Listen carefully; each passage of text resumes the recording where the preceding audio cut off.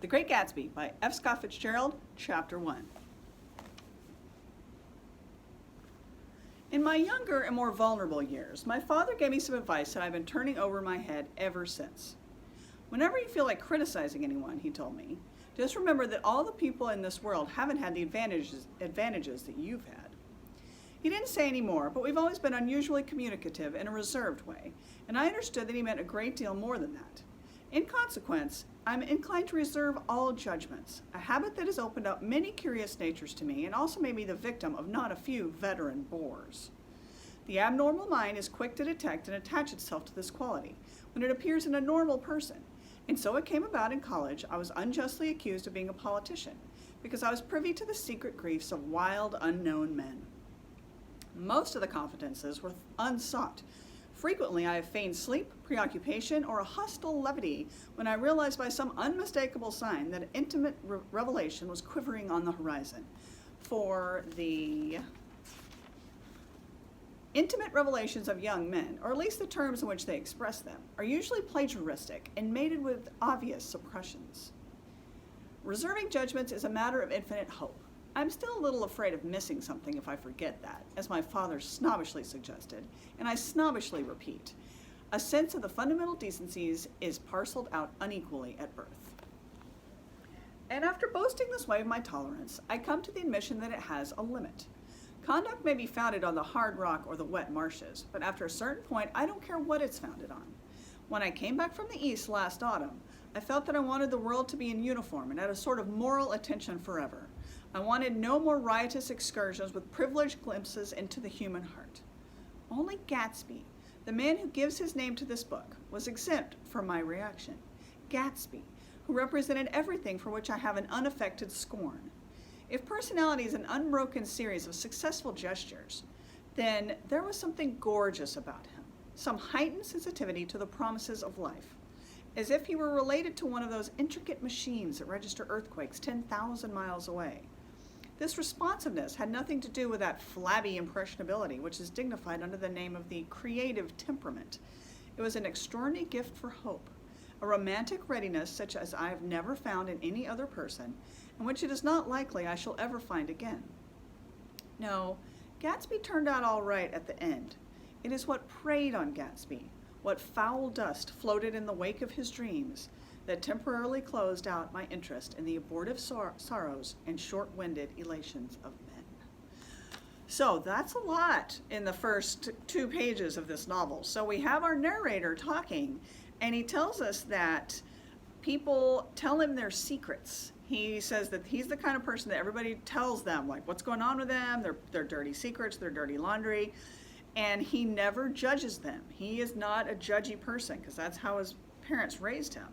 So that tells us that he thinks he's going to be a reliable narrator, that he's not going to judge, he's just going to tell us a story. And then he mentions Gatsby, the person who the name of the book, whose name the book takes. And he says at first that he had a lot of scorn. He represented people for that Nick, who's the narrator, has scorn for, but pretty soon he comes around and tells us how awesome this guy is. So that's an interesting way to start this out. All right, here we go. My family have been prominent, well-to-do people in this middle western city for 3 generations. The Carraways are something of a clan, and we have a tradition that we're descended from the Dukes of Buccleuch, but the actual founder of my line was my grandfather's brother, who came here in '51, sent a substitute to the Civil War, and started the wholesale hardware business that my father carries on today. I never saw this great uncle, but I'm supposed to look like him, with special reference to the rather hard-boiled painting that hangs in Father's office. I graduated from New Haven in 1915, just a quarter of a century after my father, and a little later I participated in that delayed Teutonic migration known as the Great War. That's World War I, by the way.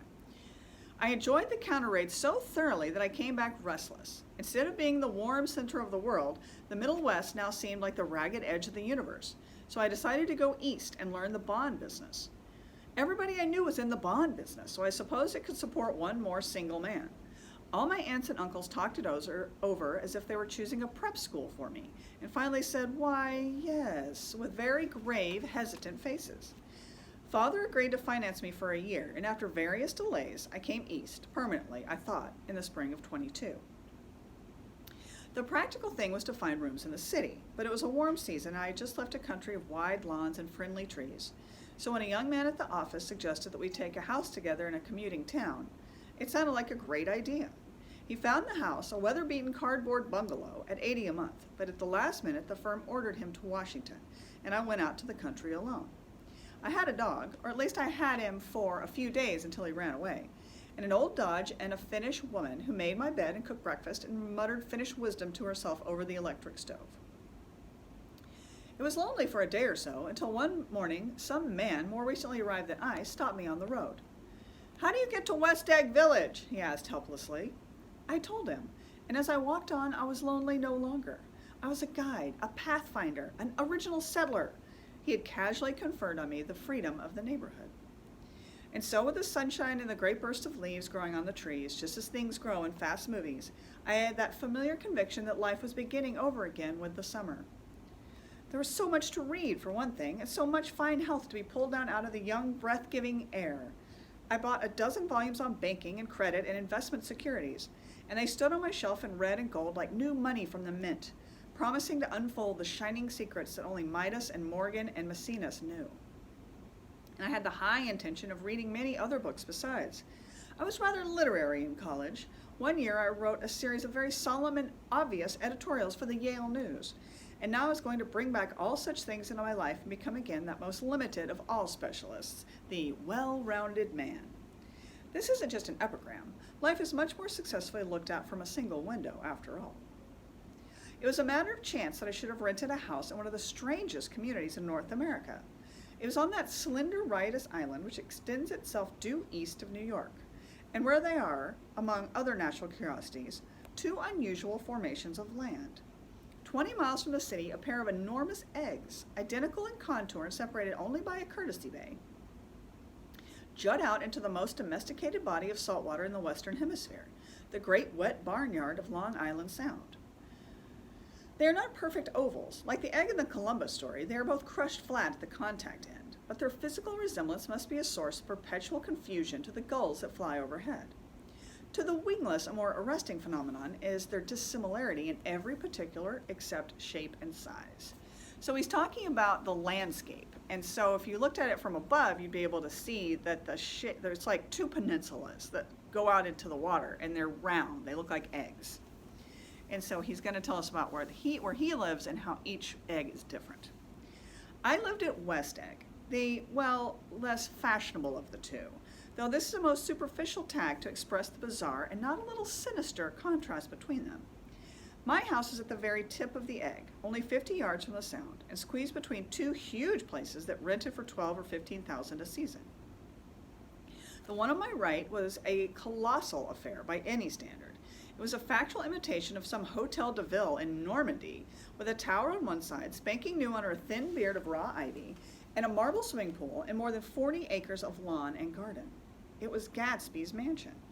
Or rather, as I didn't know Mr. Gatsby, it was a mansion, inhabited by a gentleman of that name. My own house was an eyesore, but it was a small eyesore, and it had been overlooked, so I had a view of the water, a partial view of my neighbor's lawn, and the consoling proximity of millionaires, all for $80 a month. Across the courtesy bay, the white palaces of fashionable East Egg glittered along the water, and the history of the summer really begins on the evening I drove over there to have dinner with the Tom Buchanans. Daisy was my second cousin once removed, and I'd known Tom in college.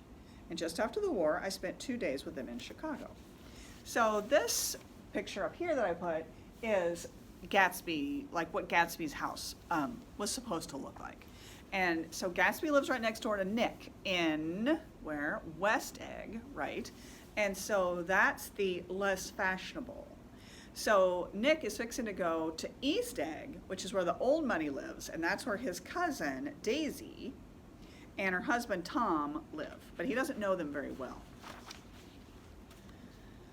Her husband, among various physical accomplishments, had been one of the most powerful ends that ever played football in New Haven. A national figure in a way. One of those men who reached such an acute and limited excellence at 21 that everything afterwards savors of anticlimax. His family were enormously wealthy. Even in college, his freedom with money was a matter for reproach. But now he'd left Chicago and come east in a fashion that rather took your breath away. For instance, he'd brought down a string of polo ponies from Lake Forest. It was hard to realize a man in my own generation was wealthy enough to do that. So these guys are super rich. They have more money than anybody, pretty much. And they certainly have more than Nick. Why they came east, I don't know. They had spent a year in France for no particular reason, and then drifted here and there unrestfully wherever people played polo and were rich together. This was a permanent move, as said Daisy over the telephone, but I didn't believe it. I had no sight into Daisy's heart, but I felt that Tom would drift on forever seeking, a little wistfully, for the dramatic turbulence of some irrecoverable football game. So Tom's kind of a sad character. His best life was always in high school when he was a big football star. And he has tons of money, but he's always longing for the glory days of being a football player. And so it happened that on a warm, windy evening, I drove over to East Egg to see two old friends whom I scarcely knew at all. Their house was even more elaborate than I expected, a cheerful red and white Georgian colonial mansion overlooking the bay. The lawn started at the beach and ran toward the front door for a quarter of a mile, jumping over sundials and brick walls and burning gardens. Finally, when it reached the house, drifting up the side in bright vines as though for the momentum of its run. The front was broken by a line of French windows, glowing now with reflected gold and wide open to the warm, windy afternoon. And Tom Buchanan in riding clothes was standing with his legs apart on the front porch. He had changed since his New Haven years. Now he was a sturdy, straw-haired man of 30 with a rather hard mouth and a supercilious manner. Two shining, arrogant eyes had established dominance over his face and gave him the appearance of always leaning aggressively forward. Not even the effeminate swank of his riding clothes could hide the enormous power of that body. He seemed to fill those glistening boots until he strained the top lacing, and you could see a great pack of muscle shifting when his shoulder moved under his thin coat. It was a body capable of enormous leverage, a cruel body. His speaking voice, a gruff, husky tenor, added to the impression of the fractiousness he conveyed. There was a touch of paternal contempt in it, even toward people he liked, and there were men at New Haven who had hated his guts. Now, don't think my opinion on these matters is final, he seemed to say, just because I'm stronger and more of a man than you are. We were in the same senior society, and while we were never intimate, I always had the impression that he approved of me and wanted me to like him with some harsh, defiant wistfulness of his own. So intimate in that paragraph doesn't mean like they were lovers or anything. He's just saying they weren't close friends. He just knew who he was, and that was about it. We talked for a few minutes on the sunny porch.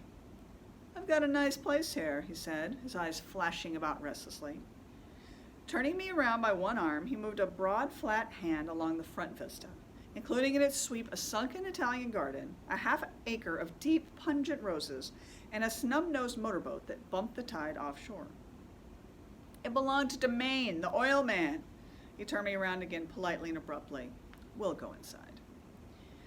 We walked through a high hallway into a bright, rosy-colored space, fragilely bound into the house by French windows at either end. The windows were ajar and gleaming white against the fresh grass outside that seemed to grow a little way into the house. A breeze blew through the room, blew curtains in at one end and out the other like pale flags, twisting them up toward the frosted wedding cake of the ceiling, and then rippled over the wine-colored rug, making a shadow on it as wind does on the sea. The only completely stationary object in the room was an enormous couch on which two young women were buoyed up as though on an anchored balloon. They were both in white, and their dresses were rippling and fluttering as if they'd just been blown back in after a short flight around the house. I must have stood for a few moments listening to the whip and snap of the curtains and the groan of a picture on the wall. Then there was a boom as Tom Buchanan shut the rear windows and the caught wind died out about the room, and the curtains and the rugs and the two young women ballooned slowly to the floor. So that little segment is to tell us that Tom is a character who makes things come to an end. So it's this beautiful moment with the wind coming through and these gorgeous girls on this couch, and they've got pretty white dresses on and everything's light and breezy, and then he comes and shuts the door and everything stops. The younger of the two was a stranger to me. She was extended full length at her end of the divan, completely motionless, and with her chin raised a little, as though she were balancing something on it which were quite likely to fall. If she saw me out of the corner of her eye, she gave no hint of it. Indeed, I was almost surprised into murmuring an apology for having disturbed her by coming in. The other girl, Daisy, made an attempt to rise. She leaned slightly forward with a conscientious expression. Then she laughed, an absurd, charming little laugh, and I laughed too and came forward into the room. "I'm paralyzed with happiness." She laughed again, as if she had said something very witty, and held my hand for a moment, looking up into my face, promising that there was no one in the world she was so much wanted to see. That was a way she had. She hinted in a murmur that the surname of the balancing girl was Baker. I've heard it said that Daisy's murmur was only to make people lean toward her, an irrelevant criticism that made it no less charming. At any rate, Miss Baker's lips fluttered. She nodded at me almost imperceptibly, and then quickly tipped her head back again. The object she was balancing had obviously tottered a little and given her something of a fright. Again, a sort of apology rose to my lips. Almost any exhibition of complete self-sufficiency draws a stunned tribute from me. I looked back at my cousin, who began to ask me questions in her low, thrilling voice. It was the kind of voice that the ear follows up and down, as if each speech is an arrangement of notes that will never be played again. Her face was sad and lovely, with bright things in it, bright eyes and a bright, passionate mouth, but there was an excitement in her voice that men who had cared for found difficult to forget, a singing compulsion, a whispered listen, a promise that she'd done gay, exciting things just a while since, and that there were gay, exciting things hovering in the next hour. I told her how I had stopped off in Chicago for a day on my way east, and how a dozen people had sent their love through me. "Do they miss me?" she cried ecstatically. "The whole town is desolate. All the cars have the left rear wheel painted as a mourning wreath, and there's a persistent wail all night along the North Shore. How gorgeous! Let's go back, Tom, tomorrow."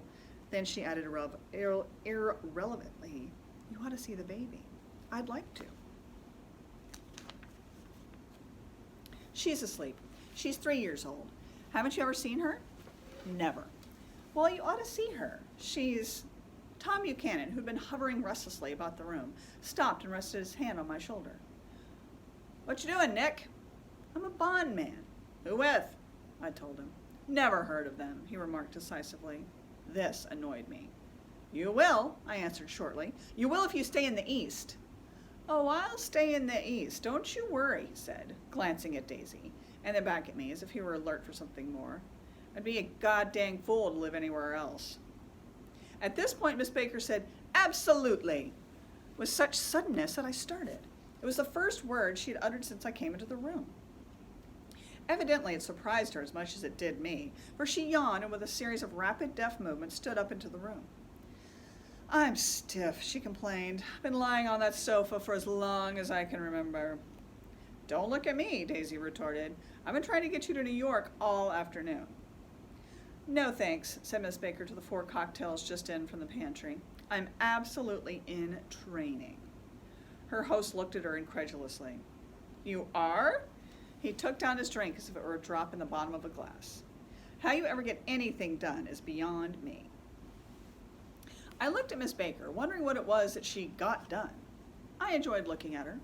She was a slender, small-breasted girl with an erect carriage, which she accentuated by throwing her body backwards at the shoulders like a young cadet. Her gray, sun-strained eyes looked back at me with polite, reciprocal curiosity out of a wan, charming, discontented face. It occurred to me now that I had seen her, or a picture of her, somewhere before. "You live in West Egg," she remarked contemptuously. "I know somebody there." "I don't know a single—" "You must know Gatsby." "Gatsby?" demanded Daisy. "What Gatsby?"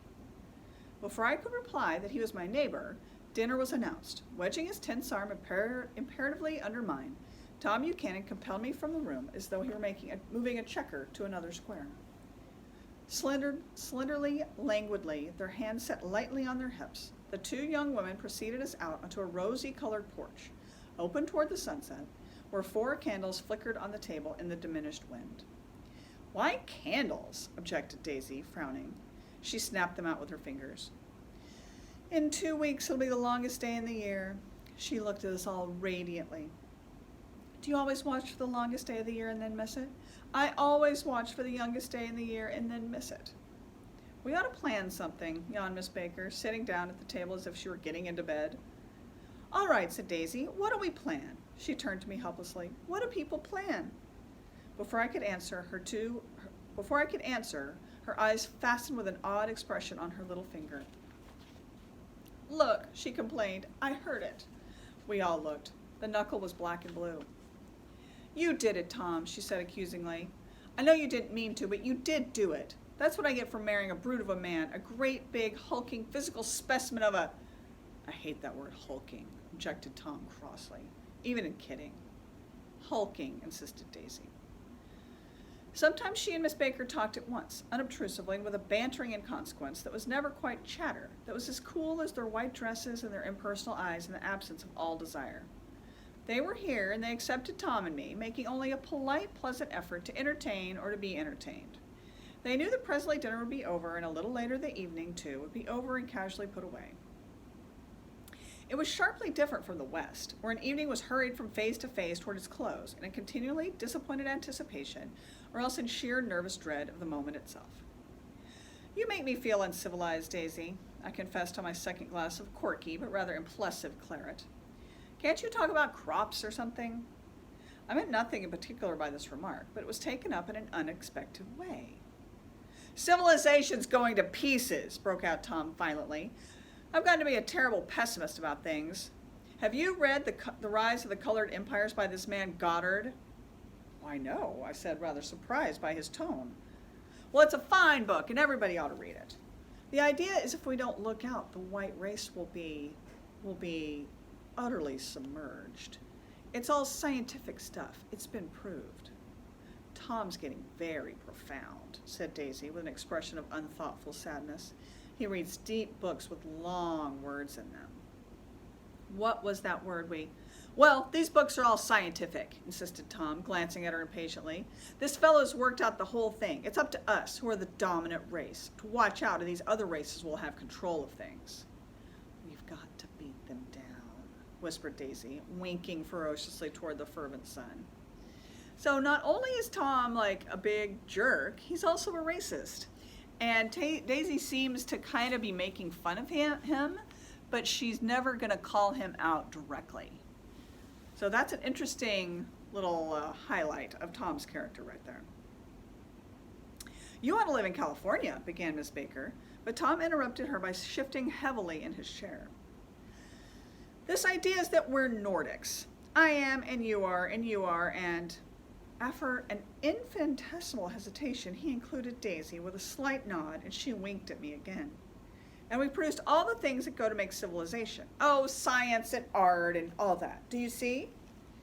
There was something pathetic in his concentration, as if his complacency, more acute than of old, was not enough to him any more. When, almost immediately, the telephone rang inside and the butler left the porch, Daisy seized upon the momentary interruption and leaned toward me. I'll tell you a family secret, she whispered enthusiastically. It's about the butler's nose. Do you want to hear about the butler's nose? That's why I came over tonight. Well, he wasn't always a butler. He used to be the silver polisher for some people in New York that had a silver service for 200 people. He had to polish it from morning till night until finally it began to affect his nose. So can you imagine having so much money that you can hire a person who their job is to polish the silverware that's enough to serve 200 people? This is the kind of money that we're talking about back then. This is in 1918. Things went from bad to worse, suggested Miss Baker. Yes, things went from bad to worse, and finally he had to give up his position.